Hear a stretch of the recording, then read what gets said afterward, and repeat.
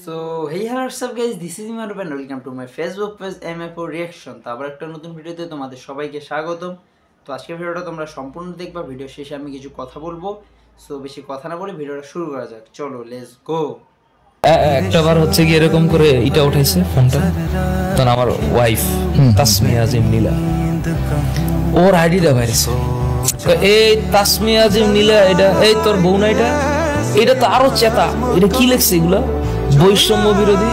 আর এটা এই তাসমিয়া আজিম নীলা, এই ওরা নিয়ে আসো, এই ওসি ওরা নিয়ে আসো, না কি যেন এটা বলে, এই ওরা নিয়ে আসো।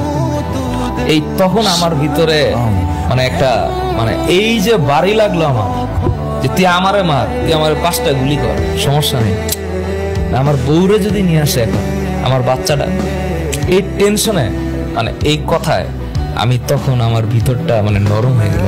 আমি তখন চিন্তা করতেছি, এখন যদি ওরা নিয়ে আসে আর আইনা যদি আমার যে মায়ের মারছে তার যদি 2% মায়ের ওরা দেয়, এনে আমি খুন করে ফেলাবো 5টা।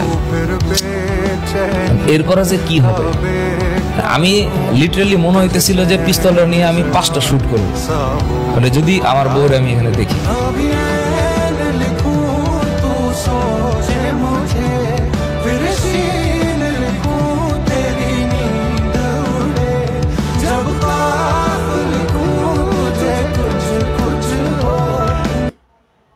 এটা ভাই ভালোবাসা, এটা ভালোবাসা ছাড়া কিচ্ছুই না।